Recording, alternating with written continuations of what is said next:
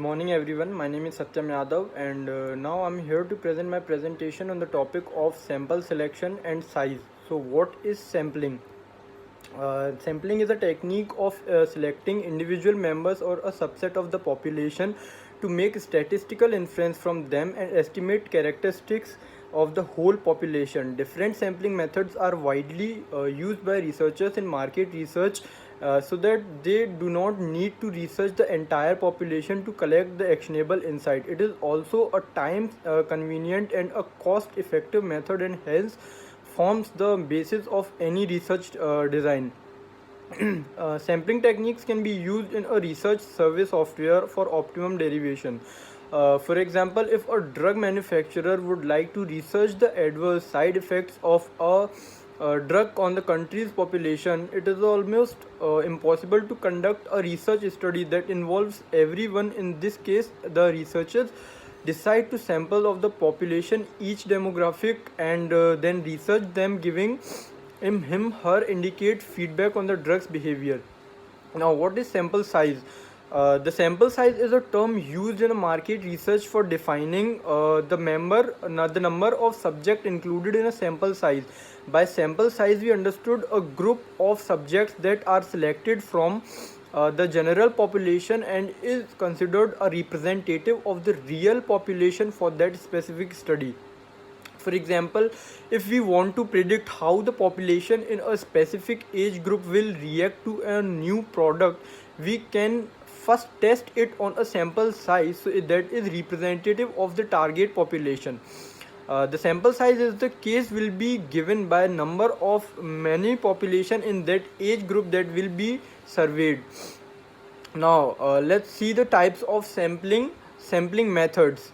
Sampling is a market research is of two types: probability sampling and non-probability sampling. Let's a closer look at these two methods of sampling. Probability sampling is a sampling technique where a researcher sets a selection of a few criteria and chooses members of a population randomly.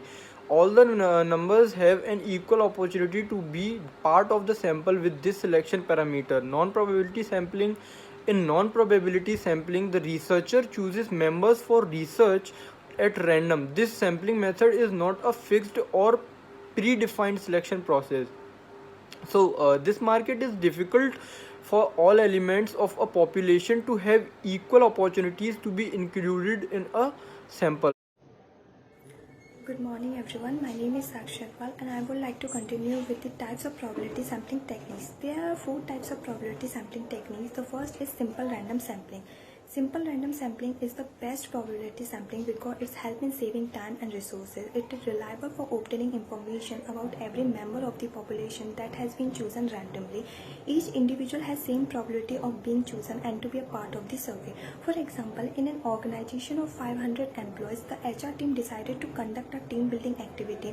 It is highly likely that they would prefer picking a chit out of ball. In this case, each employee has an equal opportunity of being selected.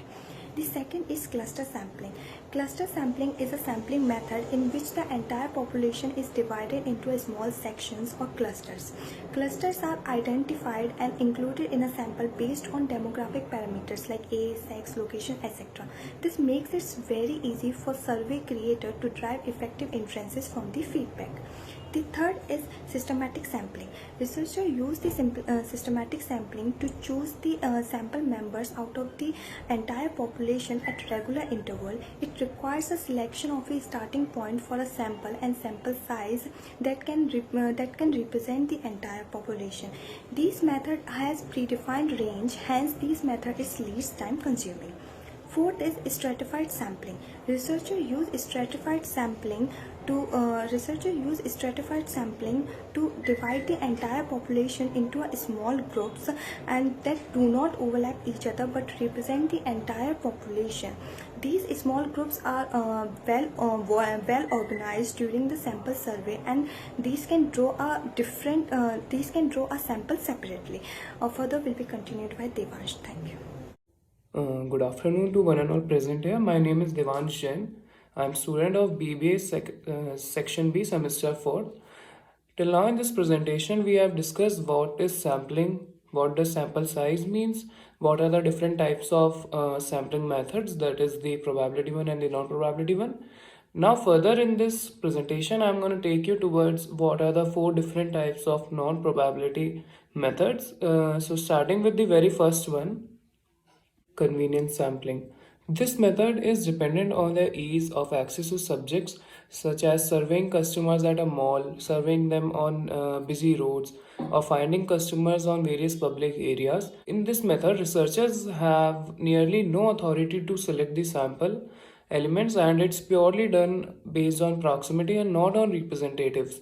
This non-probability sampling methods works when there are limitations such as time and cost, in situations where there are resources in scarcity, and in the initial stages of research, convenience sampling is used. For example, this method is usually used by NGOs when they conduct their surveys or distribute leaflets for their upcoming events.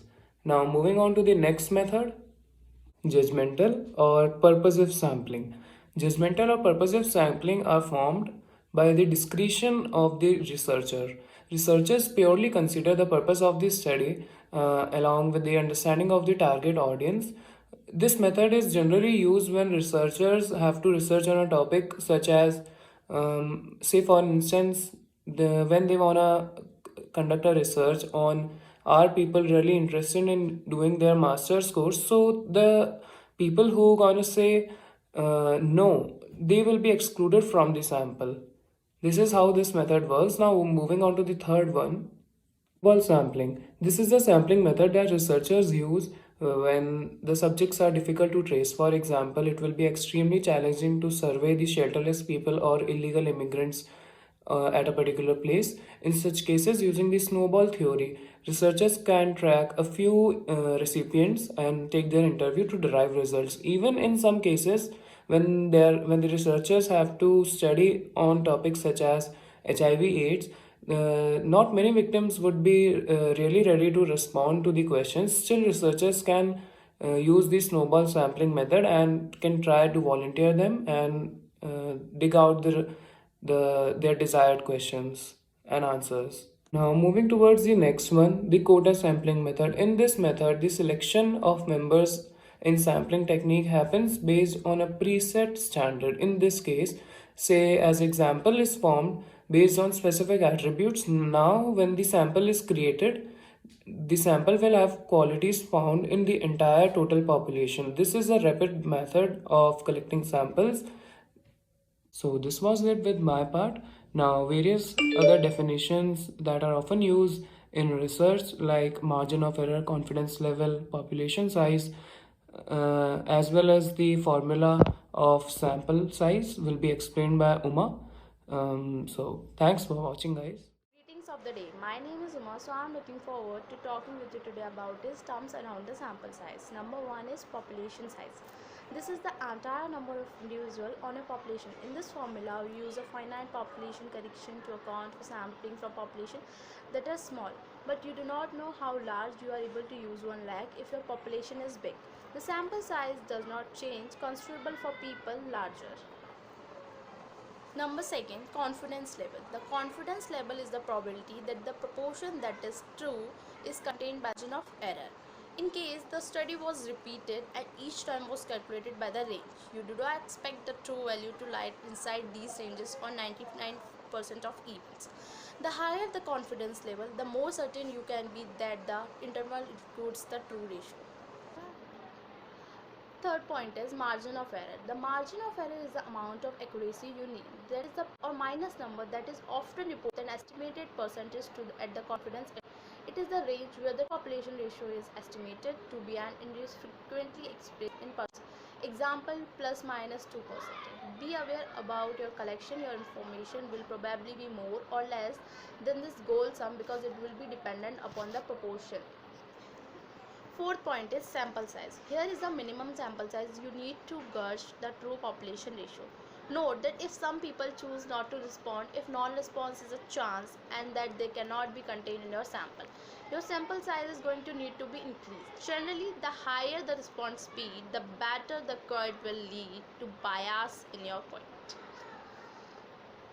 Fifth point is sample ratio. The sample proportion is what you expect the outcomes to be. This can often be set using the results in a survey or by running small pilot research. Use 50%, which gives the most significant sample size and is conservative if you are uncertain.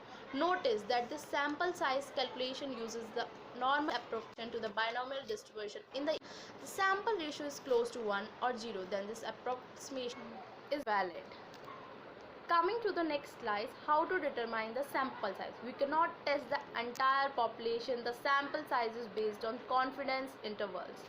We are interested in calculating the population's parameters and measuring the sample size. Therefore, we should splice the confidence interval so that the value of the sample lie inside the range. Sampling answers the question of how many. By population, we understand all the members of the specific community and whose character is a certain natural law. A specific characteristics, particularly youth, 18 to 15 years students. Thank you.